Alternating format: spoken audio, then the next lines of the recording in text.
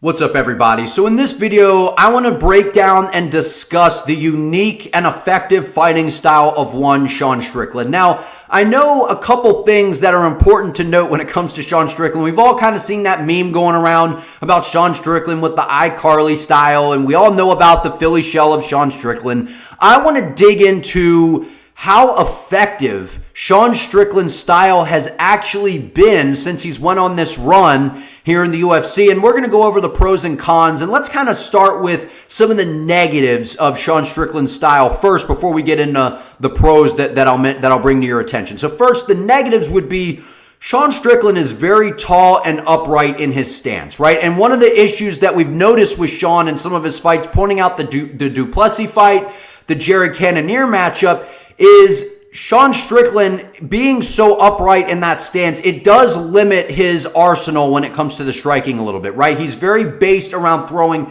a really good jab that he has, but outside of that, he's never really sitting down and planted on a lot of his shots, right? I mean, outside of that jab, Sean Strickland does have that good teep that he throws up the middle, but when he tries to throw the right hand, it's more of a winging right hand. It's not where he's digging his feet in, sitting and planting on a shot like we see with a guy like Ilia Topuria, who recently took out Alexander Volkanovski, where Ilia kind of has that traditional boxing style where his base is very low, his feet are dug into the ground, he's swaying side to side with the head movement. We see him use that Philly shell, that shoulder roll at times, whereas Sean Strickland is basically in a Philly shell in a very tall, upright stance. I don't want to say it's Muay Thai based, but it's kind of Thai-esque, right? His hips are turned facing the target, and he literally looks like he's basically just walking forward at you. And while people will make fun of his style and say how awkward it is and that it's not that effective, guys, that's just not true. Sean Strickland has found a way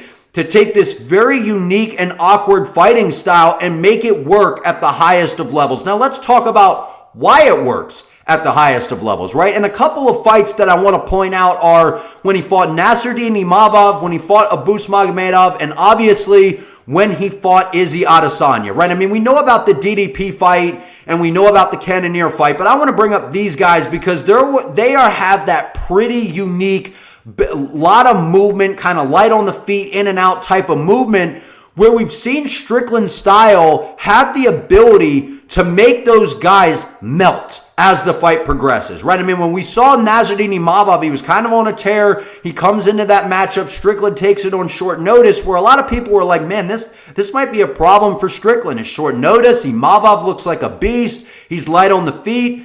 And what we've seen from Strickland, he just has an ability to stay very defensively safe. He fights in the phone booth, and he has a really odd way of staying really safe while being so close and in that danger zone against his opponents. And when we look at what he did to Imavov, when we look at what he did to Abus, when we look at what he did to Izzy, he has a crazy ability to just keep marching forward and stay very upright. And one of the benefits of Sean Strickland being so upright, right? Obviously, it is easier to take him down. It's harder to sprawl. It's harder to defend against takedowns when you're standing literally straight up in the air and walking at people.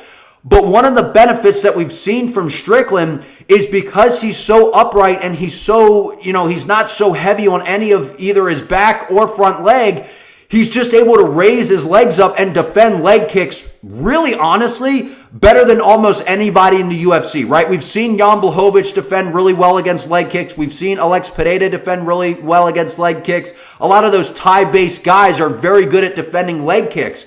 But when we look at Strickland, especially in the Adesanya fight, that was one of the important details that I feel like people are missing when it comes to the Strickland-Izzy fight. Yes, Strickland did display that he has much better boxing than Izzy and kind of displayed the deficiency that Izzy has a little bit with the hands when he's not able to have his kicks operating, because Strickland took away the space of Izzy, and part of that was using both of his legs to check and defend and block all of the low kicks that Adesanya was throwing his way. And by Strickland consistently moving forward and pushing the pace and crowding the space against Izzy, it made it incredibly difficult for Adesanya to get any type of offense going, where Strickland has been able to do that against some of the most precise strikers in the middleweight division. Now, when we look at the Cannonier and Duplessis fight, right, I know that people kind of feel, well, maybe he beat Cannonier, maybe he did beat Duplessis, and those are all kind of opinion-based. But when we go off of the judges' scorecard, Strickland did not win those fights. And if we had to point out one of the negatives in the style of Sean Strickland, he's never really planted to throw anything, right? We know that Sean Strickland has an outstanding jab. We know that he does sprinkle in a right hand here and there. We know that he sprinkles in some hooks. We know that he has good front kicks that he uses to kind of push you off and kind of start bringing your hands down and just work the body a little bit.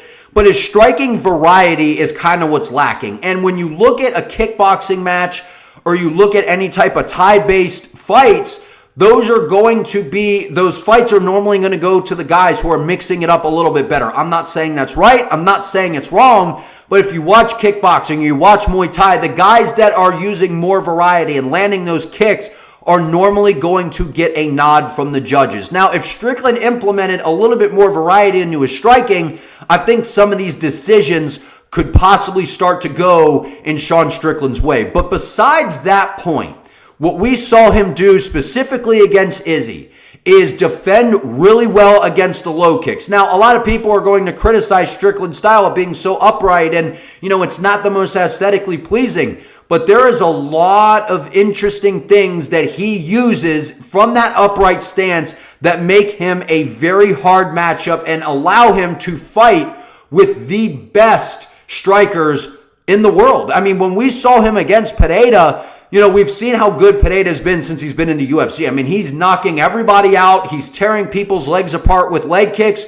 Who did he not tear apart when it came to the leg kicks? Sean Strickland. And why is that? Because Sean Strickland, in his upright stance, just kind of walking at you, he's so light on both legs that he is able to easily check and block the low kicks. And with his forward pressure, with that money jab that he likes to use, Sean Strickland is absolutely kind of a nightmare matchup for people in terms of these pretty strikers that we like to see inside the middleweight division. Now, I understand that Sean Strickland isn't known for his knockout abilities. He doesn't have the greatest power in the middleweight division.